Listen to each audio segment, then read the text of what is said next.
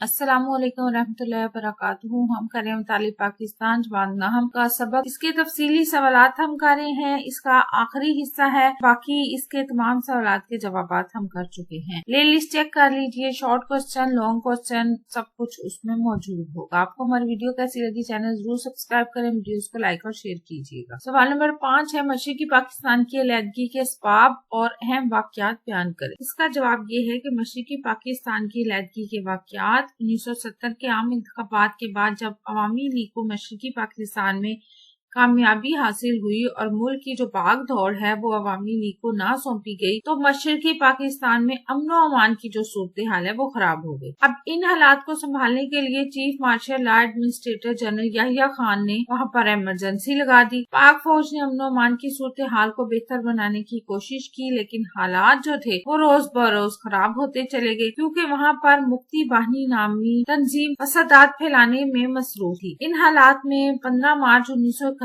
کو ذوالفقار علی بھٹو، جنرل یحییٰ خان اور شیخ مجیب الرحمان کی ڈھاکہ میں ملاقات ہوئی تاکہ حالات کو پرامن بنایا جا سکے۔ یہ مذاکرات بغیر کسی نتیجے کے ختم ہو گئے۔ کشیدہ حالات کے باعث لاکھوں کی تعداد میں بنگالیوں نے بھارت کی طرف ہجرت کرنا شروع کر دی۔ بھارت نے بنگالیوں کی مدد کا سرکاری طور پر اعلان کر دیا۔ بھارتی فوج نے باغیوں کو اسلحہ دیا اور ان کی تربیت کرنا شروع کر دی، جس کی وجہ سے پاکستان اور بھارت کے مابین حالات خراب ہو گئے۔ جنرل یحییٰ خان نے فوج کو کے مزید جو دستے تھے وہ مشرقی پاکستان روانہ کیے، جس کے نتیجے میں پاک فوج نے بیشتر علاقوں پر اپنا کنٹرول حاصل کر لیا۔ حالات کو دیکھتے ہوئے بھارت نے مشرقی پاکستان پر اپنی افواج کی مدد سے حملہ کیا۔ مشرقی پاکستان میں موجود پاک فوج نے 2 ہفتوں تک بھارتی افواج کو روکے رکھا۔ جب ان کے پاس رسد ختم ہو گئی اور مغربی پاکستان سے مزید امداد نہ پہنچ سکی تو بھارت اپنے ناپاک ارادوں میں کامیاب ہو گیا۔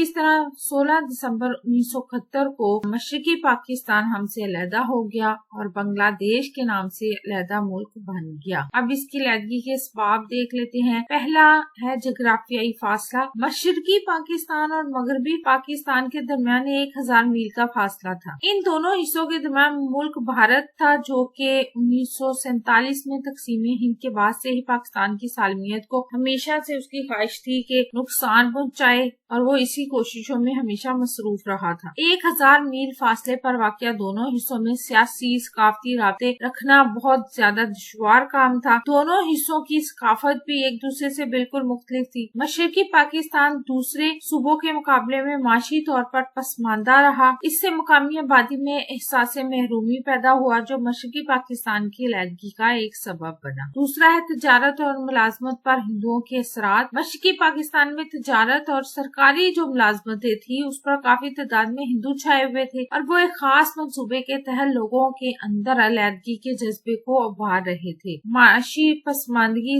کی تیسری وجہ ہے، مشرقی پاکستان معاشی لحاظ سے پسماندہ علاقہ تھا۔ کسی بھی حکومت نے اس علاقے کی معاشی پسماندگی کو دور کرنے کے لیے خاطر خواہ اقدامات نہیں کیے تھے۔ اگلا ہے ہندو اساتذہ کا کردار۔ مشرقی پاکستان میں تعلیم کا جو شعبہ تھا وہ پوری طرح ہندوؤں کے کنٹرول میں۔ انہوں نے بنگالیوں کو پاکستان کے خلاف پوری طرح تیار کیا اور ان کے جذبات کو ابھارا۔ زبان کا مسئلہ اگرچہ 1956 اور 1962 کے دساتیر میں حل ہو گیا تھا، مگر مشرقی پاکستان کے لوگوں کے اندر زبان کے حوالے سے ایک احساس محرومی پیدا ہو چکا تھا، جو ان اقدامات کے باوجود بھی ختم نہ کیا جا سکا۔ اگلا ہے نمائندگی کی شرح کا مسئلہ۔ مشرقی پاکستان کی آبادی 56% تھی اور وہ آبادی کی کثرت کی وجہ سے نمائندگی کا حق چاہتے تھے۔ اگرچہ انہوں نے 1956 اور 1962 کے آئین میں برابری کی بنیاد پر نمائندگی قبول کر لی تھی، لیکن انہیں ان کے جائز حقوق نہ دیے گئے، لہٰذا ان میں مایوسی پیدا ہوئی۔ اگلا ہے بھارت کی مداخلت۔ بھارت کی مشرقی پاکستان کے معاملات میں بے جا مداخلت نے بھی حالات کو خراب کیا۔ بھارت نے مفتی باہنی کے کارکنوں کو تربیت اور امداد دینے کے علاوہ علیحدگی چاہنے والوں کی حوصلہ افزائی بھی کی۔